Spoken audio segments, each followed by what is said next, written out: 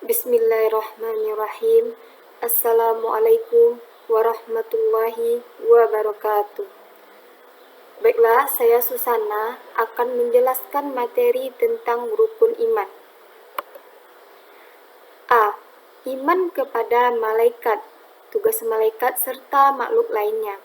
Iman kepada malaikat artinya percaya terhadap adanya malaikat-malaikat Allah. Iman kepada malaikat merupakan rukun iman yang kedua. Kita diwajibkan beriman kepada malaikat sekalipun kita sendiri tidak pernah melihatnya. Malaikat termasuk makhluk gaib.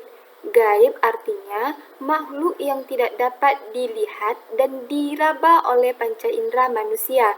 Selain malaikat, Allah Subhanahu wa Ta'ala menciptakan makhluk gaib lainnya seperti jin, iblis, dan setan.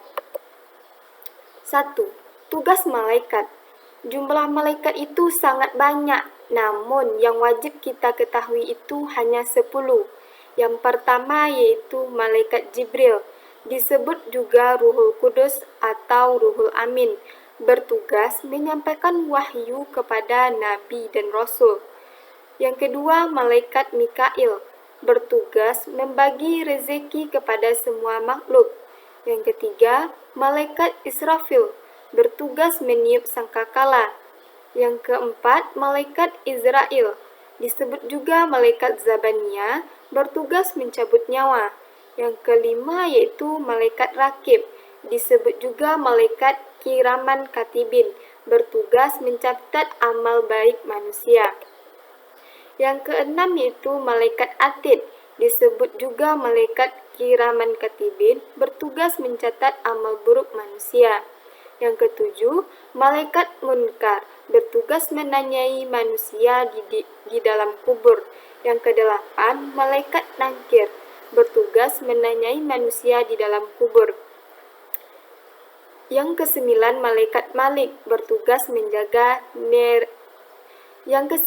malaikat Malik bertugas menjaga neraka.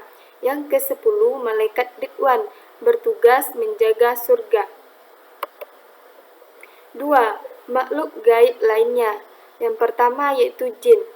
Jin adalah makhluk halus yang tidak dapat dilihat. Ia diciptakan dari api. Jin terbagi menjadi dua, yaitu jin kafir dan jin muslim.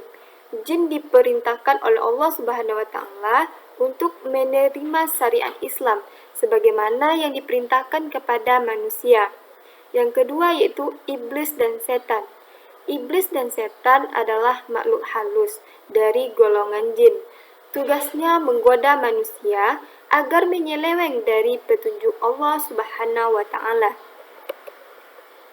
B. Iman kepada kitab Allah Subhanahu wa Ta'ala, sejarah, hakikat, dan keistimewaan Al-Quran. Iman kepada kitab-kitab Allah Subhanahu wa Ta'ala merupakan rukun iman yang ketiga. Iman kepada kitab-kitab Allah Subhanahu wa Ta'ala artinya mempercayai dan meyakini dengan sepenuh hati bahwa Allah Subhanahu wa Ta'ala telah menurunkan kitab-kitabnya kepada Rasul-Nya. 1. Sejarah Al-Quran. Wahyu pertama yang turun dari Al-Quran adalah surat Al-Alaq, ayat 1-5, yang berisi perintah membaca. Ayat ini diturunkan malaikat Jibril ketika Nabi Muhammad SAW sedang berkawat di Gua Hira pada usianya yang ke-40 tahun. Peristiwa turunnya surat Al-Alaq ayat 1-5 yang disebut dengan Nuzulul Quran, yang secara umum diperingati pada malam 17 Ramadan setiap tahun. Sejak saat itu, Al-Quran turun di masa Nabi Muhammad SAW. Beliau mendorong para sahabat untuk menuliskan dan menghafalnya. Namun, belum sampai dikumpulkan dalam satu mushaf utuh karena khawatir tercampur dengan sabda beliau. Setelah Nabi Muhammad SAW wafat, barulah Al-Quran mulai dikumpulkan di era Khalifah Abu Bakar hingga distandarisasi di era Khalifah Utsman bin Affan. Hingga saat ini, keotentikan Al-Quran masih terjaga. 2. Hakikat Al-Quran. Yang pertama yaitu Al-Quran benar-benar datang dari Allah Subhanahu wa Ta'ala. Yang kedua, Al-Quran mengandung nilai-nilai dan ajaran dan menjadi petunjuk bagi manusia. Yang ketiga, Allah Subhanahu wa Ta'ala mewahyukan Al-Quran kepada Nabi Muhammad sallallahu alaihi wasallam. 3. Keistimewaan Al-Quran. Yang pertama adalah Al-Quran terjaga kemurniannya. Yang kedua, Al-Quran pemberi syafaat. Yang ketiga, Al-Quran membawa kebenaran. Yang keempat, Al-Quran mudah dihafal. Yang kelima, Al-Quran penyempurna kitab-kitab sebelumnya. C. Iman kepada hari akhir. Husnul Khotimah, Su'ul Khotimah, Alam Barzah, Yaumul Ba'as, Yaumul Hisab, Yaumul Mizan, Yaumul Jaza, Sirat, surga, dan neraka. Iman kepada hari akhir artinya percaya dengan sepenuh hati akan adanya hari akhir. Hari akhir adalah hari berakhirnya kehidupan di jagat raya ini. Iman kepada hari akhir yaitu rukun iman yang kelima. 1. Husnul Khotimah. Husnul Khotimah artinya adalah akhir yang baik. Maksudnya, kita yang hidup sejak awal senantiasa beriman dan beribadah kepada Allah Subhanahu wa Ta'ala. Maka, kita memohon kepada Allah Subhanahu wa Ta'ala agar dalam keadaan kita memohon kepada Allah Subhanahu wa Ta'ala agar mati dalam keadaan membawa iman. 2. Su'ul Khotimah. Su'ul Khotimah adalah istilah yang digunakan untuk menggambarkan akhir kehidupan seseorang yang buruk atau tidak baik.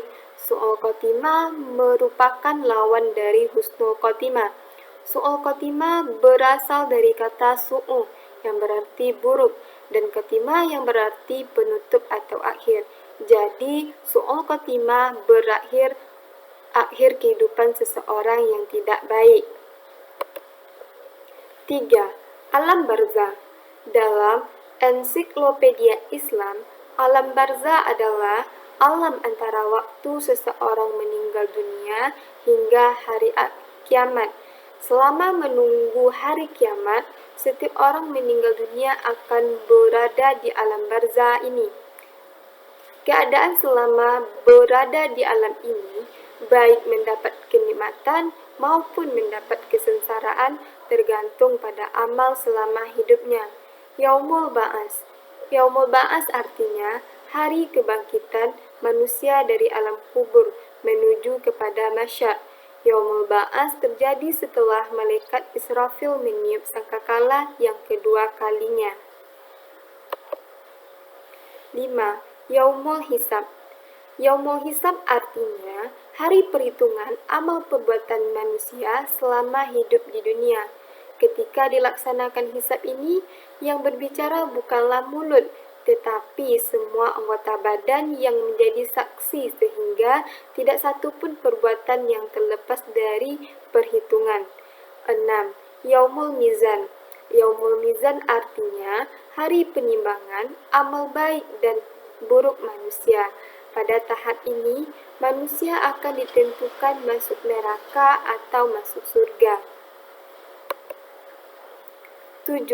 Yaumul Jaza. Yaumul Jaza adalah hari pembalasan. Pada hari itu, manusia yang masuk surga akan merasakan kenikmatan atas amal baiknya semasa hidup di dunia. Sebaliknya, bagi mereka yang masuk neraka sebagai bentuk balasan dari amal buruknya. 8. Sirat. Sirat adalah jembatan yang dipasang di atas neraka jahanam dengan jalan yang sangat menakutkan. Semua manusia akan melewatinya untuk menuju surga. 9. Surga atau neraka. Surga adalah tempat mulia yang Allah Subhanahu wa Ta'ala sediakan untuk orang-orang bertakwa pada hari kiamat nanti.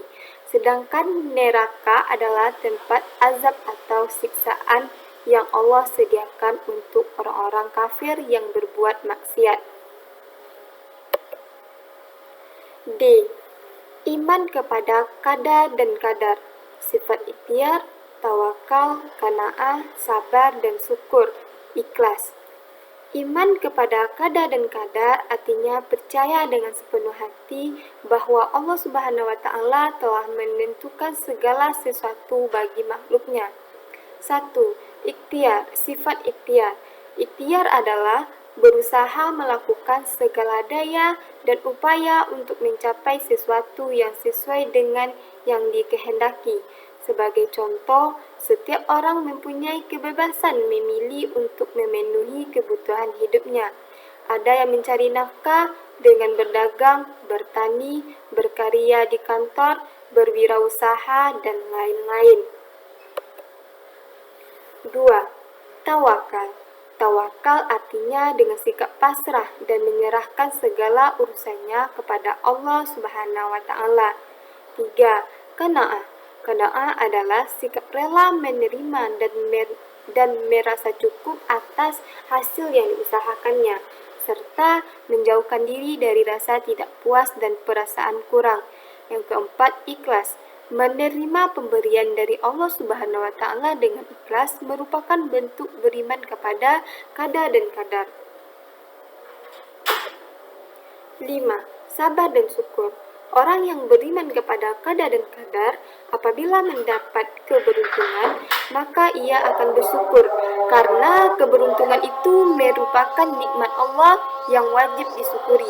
Sebaliknya, apabila terkena musibah, maka ia akan bersabar karena hal tersebut merupakan ujian baginya dan merupakan kehendak Allah Subhanahu wa taala. Mungkin hanya itu penyampaian materi dari saya akhiri dengan Assalamualaikum warahmatullahi wabarakatuh.